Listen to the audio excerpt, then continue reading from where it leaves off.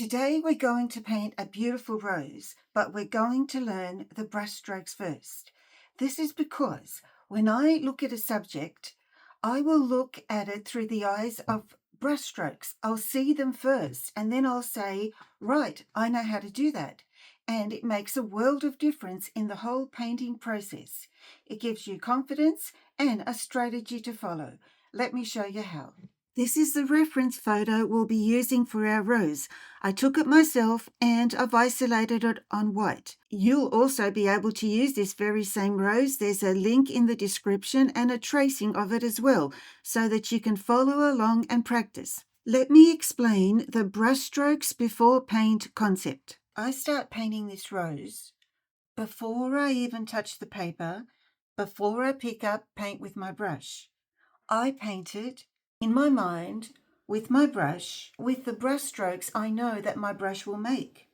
So put another way, I view my subject through the brush strokes that I can see in advance, and then I can say, yes, I know exactly how to do that.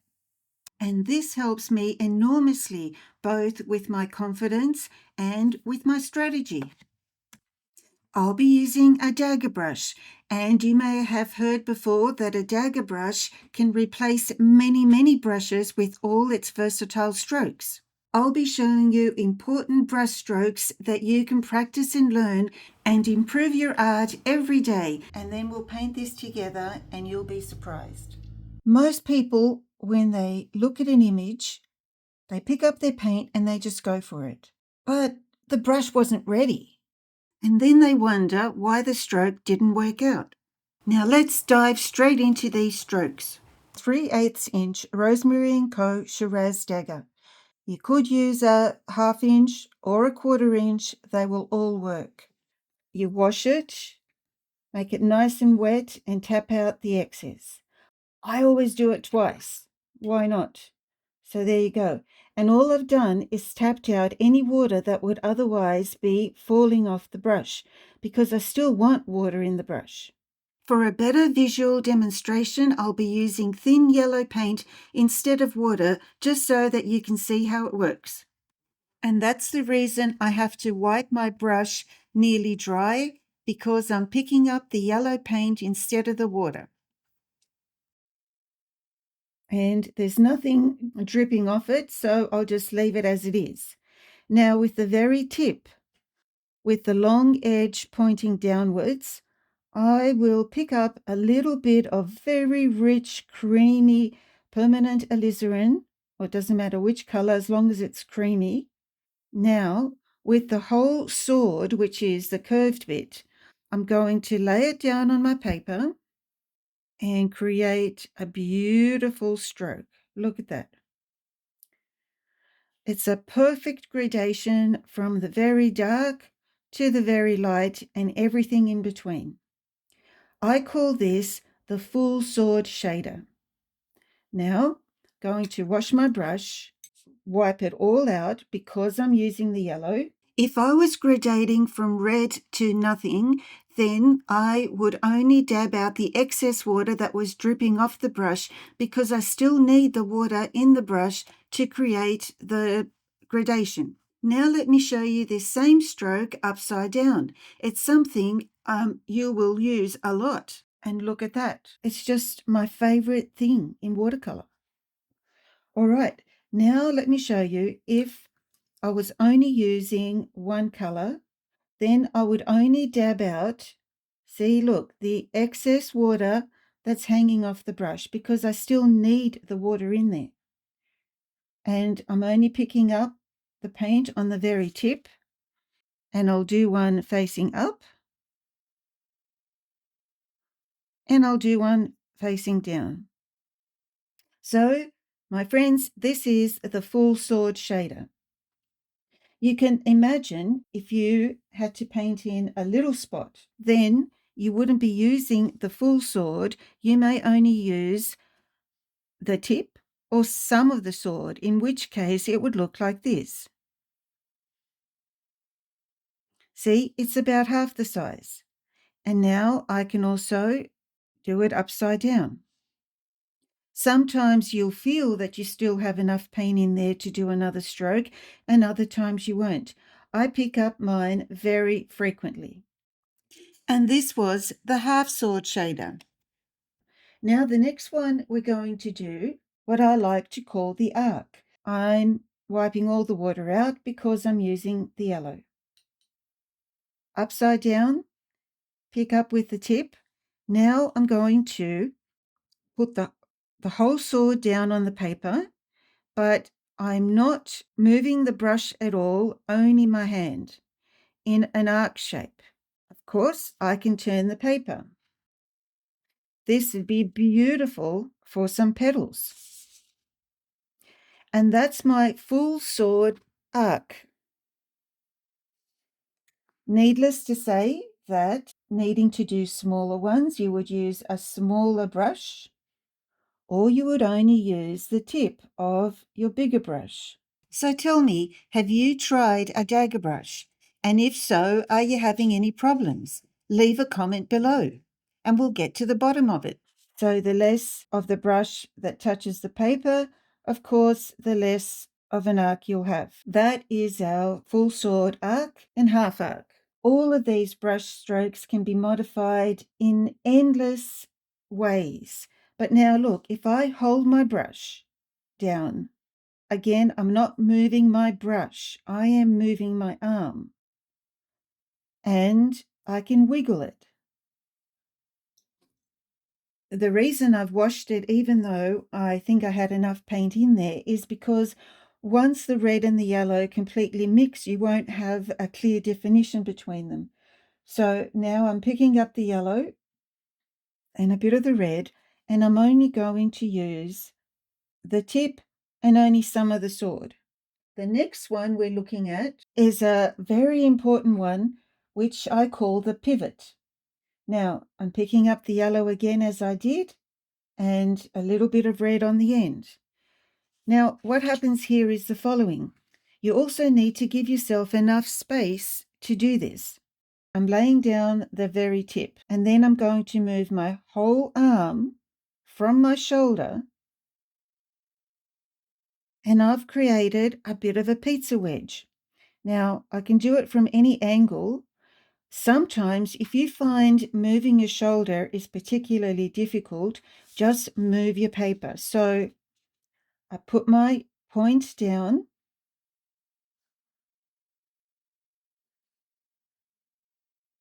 and then I can move the paper. But you can see that this would be a very valuable stroke if you were in a tight spot.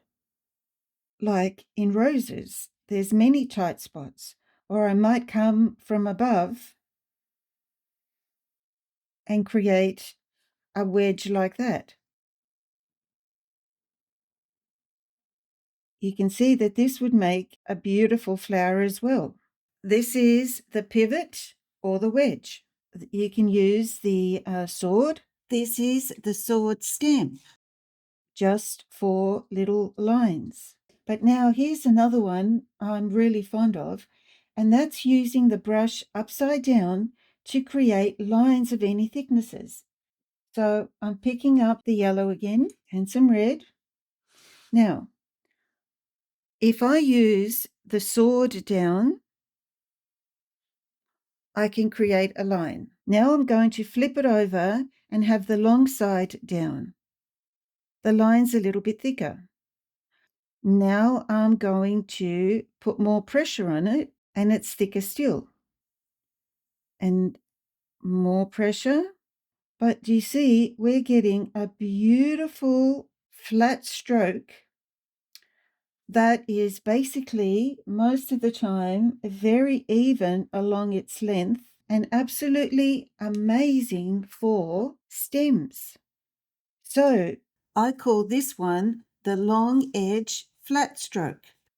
Using these brush strokes, we can do anything we like. So let's have a look how this works when we look at a flower. Now here's where the magic happens. We're about to read this rose like a map, and we already know every road. See this shadow around this big petal? Well, I say that's the full sword shader. Okay.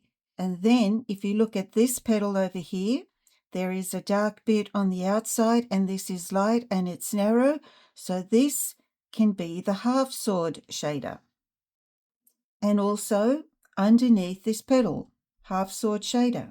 This little bit over here is like a pivot where we place the sword on the straight line there because we have a straight line, and then we can pivot like that. Now, this is the way I like to do it. Doesn't mean you have to do it like that, but if you train yourself and your brush will cooperate more with you every single day. This is also a pivot. So that particular line there looks like it suits the brush. So that's what I start with. And then I can move my whole arm and give it a twist and I'll get a lovely little pizza wedge. And especially imagine if this is lighter and you've got a little darker bit up there, it's an instant success. Then we have this petal here and we work our way around with the full sword shader, and then we have the tiniest little shadow there, and we just do it with the very tip. This one up here, you could lay your sword on that line there, full sword shader, and then it becomes the half sword wiggly. And same here. So you see, let's do it.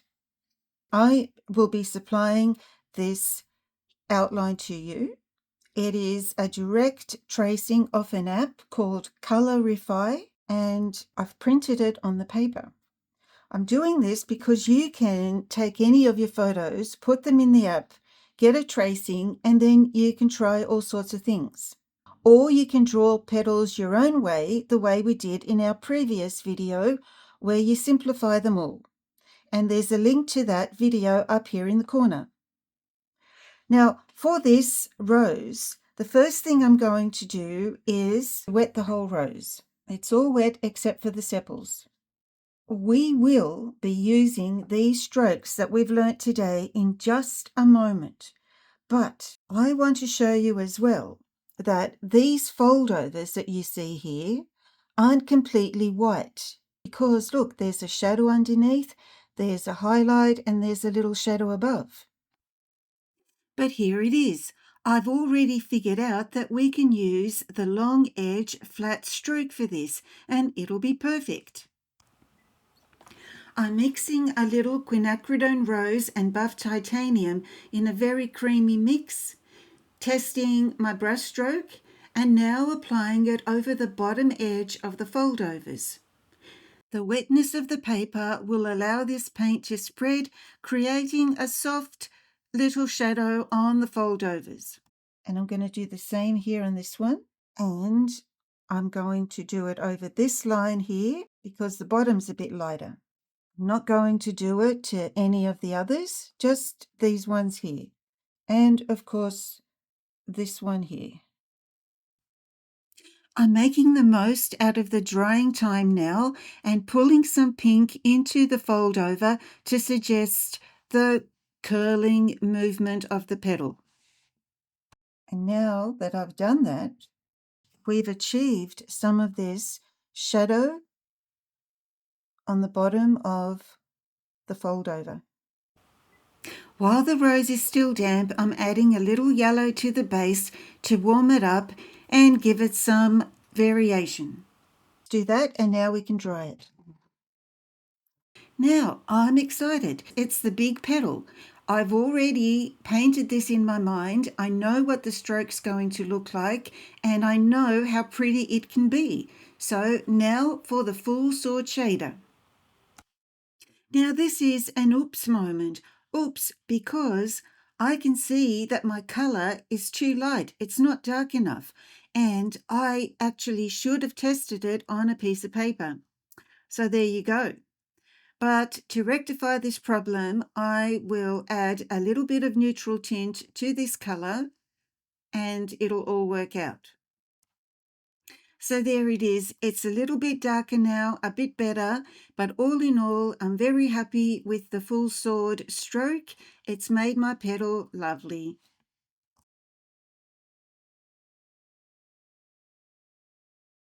Now I'm going to move on to this one. It's going to be the full sword shader.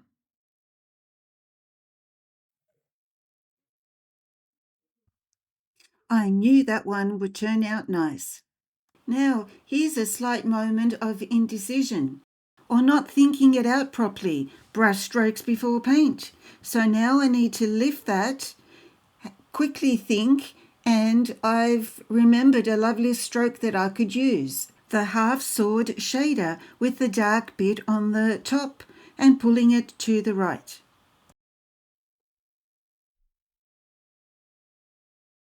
Let's do the half sword shader.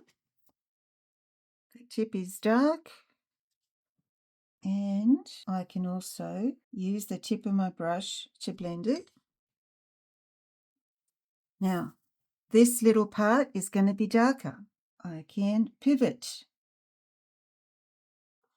Now, again, my brush a little bit on the tip and coming in under this one here. This petal over here needs a pivot.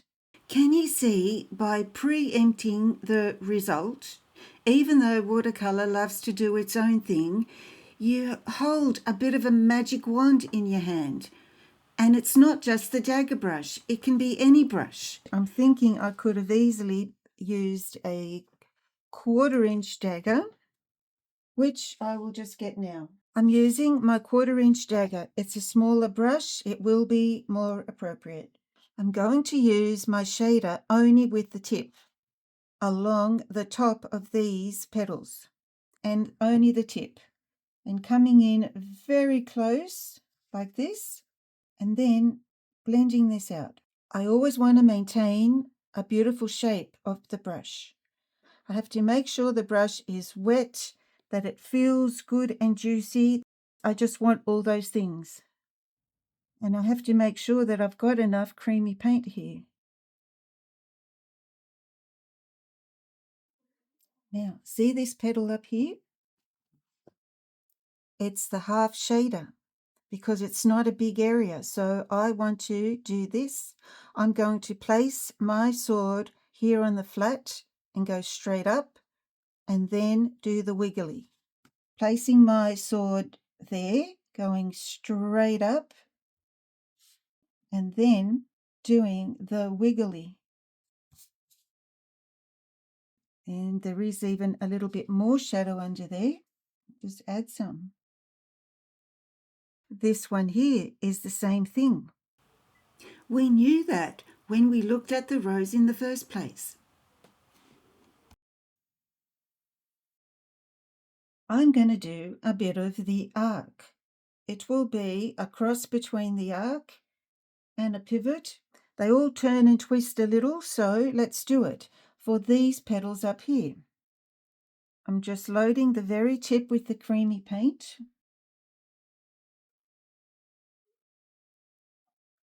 So I'm coming around these top ones. We also knew that there would be times when we're using our brush upside down. With a little bit of creamy dark paint on the very tip, we can achieve those shadows beautifully. Like that. And also up here on these ones. So there's a little tiny bit of a fold over. Then I can just colour that in. And on this one, what could we do here? Well, I'm going to work my way around with a wiggly. And then use the wedge. And there'll be a wedge in here. There will be a wedge over here. Now check out this next little wedge. I could have possibly have done it perfectly with one press of the tip, but I fiddled and coloured it in, and you can see that the result is different. Well, it's just not as delicate. Here's a bonus rose tip. When the light's coming from one side, see this petal here? I might even have to lighten it a little. Well, that one's light, but the petal behind it is dark. Now when I move over to the other side of the rose, to the right-hand side, the body of the rose will be darker, but the petal behind it will be lighter. If you implement that into your roses, it'll give them an instant lift as well. So this side is darker and this back here is lighter. We'll be practicing these and other roses over at school, so if you'd like some personal guidance, join us. The door is always open. There's a 7-day free trial and lots to learn and friends to make. The more you practice your strokes, whether with a Dagger brush or any other brush, the more you'll know what your brush can do, and you'll be able to see them in advance. You'll be seeing brushstrokes everywhere. Outside in nature, it'll just speak to you. Once you start seeing the world through brushstrokes, you'll never look at a flower, a landscape, or a bird in the same way again. And in there. All right, now let's add a little bit of green to our rose. I have some new Gamboge here with a bit of Prussian Blue. The Sepals use a stroke I haven't shown you yet, and that's on purpose. Once you master the 7 in your menu, you'll start discovering new ones all on your own. And here's just one to get you started.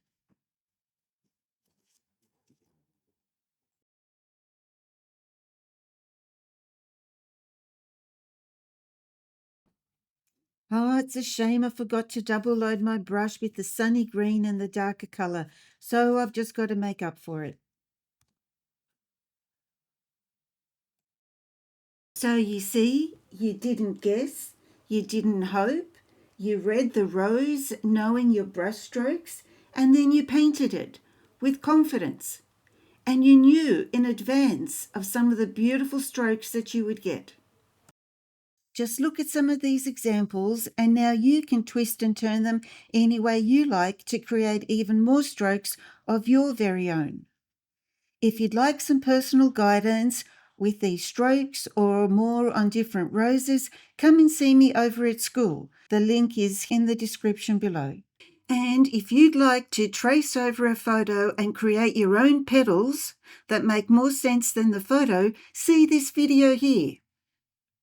Thanks for watching and see you next time.